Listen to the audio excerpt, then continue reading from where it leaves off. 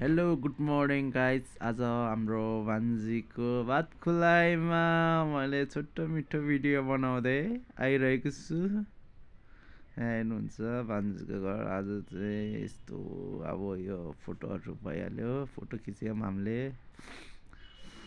मस्त फोटो खिचेर अनि हल्का छोटो छोटो भिडियो हजुरहरूको माझ लिएर जान्छु।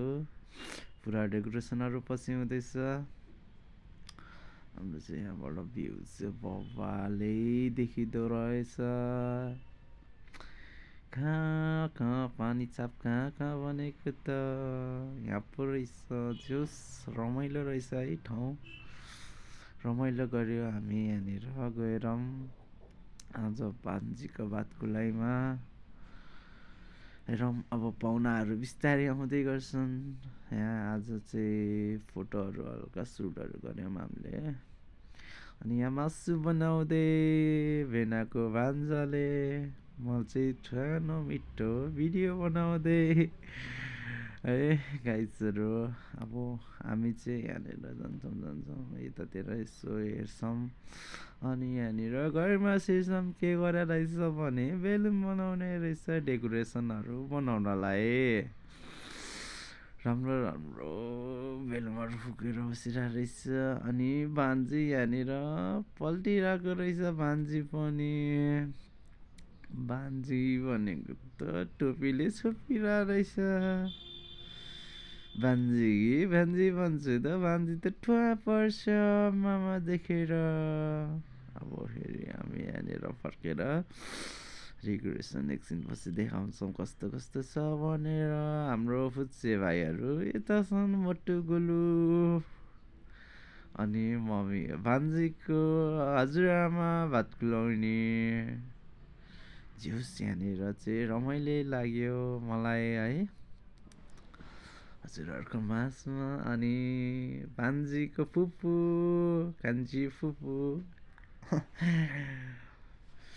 राम्रो छ। अब यहाँनिर किचनमा के बन्दैछ भनेर म हेर्न गइरहेको छु है। यहाँनिर अब हेरौँ, यहाँबाट नि राम्रै देखिँदो रहेछ भ्यूहरू। यहाँ मान्छे, बुढी मान्छे, हजुरआमाहरू गफ गर्दैछन्। अब किचनतर्फ लागे, ट्याक्क लाएर यहाँनिर के गरिरहेको छ भनेर यसो हेरेको रबिना दिदीको बुढा मान्छे।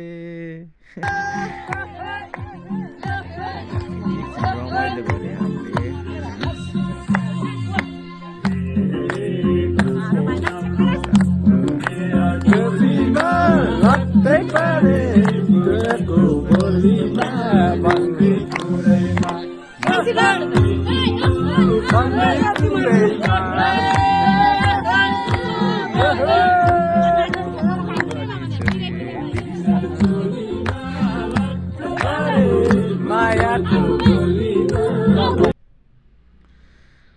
किचनमा हेरौँ किचन के हुँदैछ।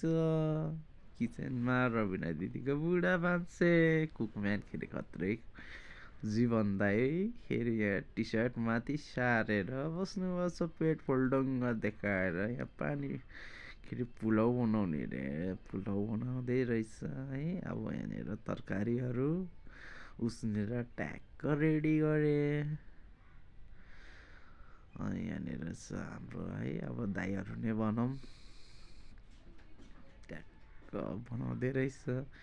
यहाँ के पाकिसक्यो भनेको त मासु चाहिँ पाकिसकेछ। अनि यो चाहिँ कोही अब तरकारीको लागि ग्रेभीहरू भनौँ लाग्यो कि के को लागि हो। अनि मैले चाहिँ यता सट्ट हेरेँ बसेर खाने ठाउँ कस्तो बना रहेछ भनेर है। अनि हेर्दै गएँ अनि यहाँनिर ट्याक्क बसेर खाने ठाउँ नै चटक्कै रहेछ है।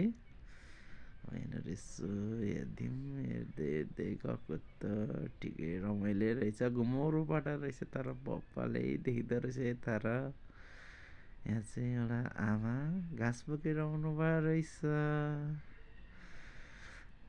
अब हामी फेरि यहाँनिर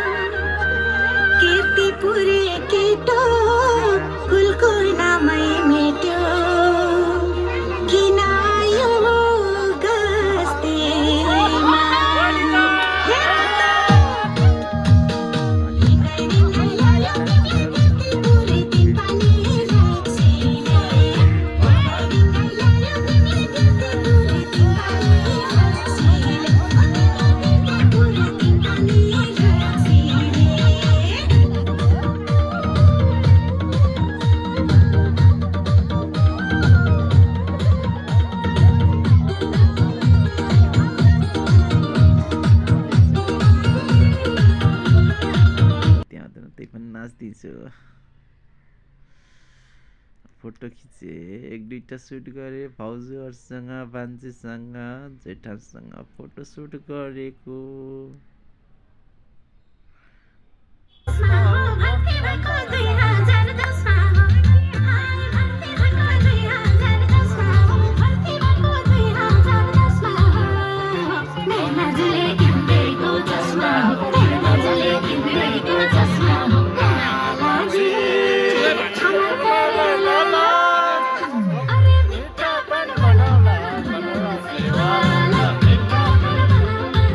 लास्टमा जेठान र म चाहिँ घर फर्केको, अरू सबै गाडीमा।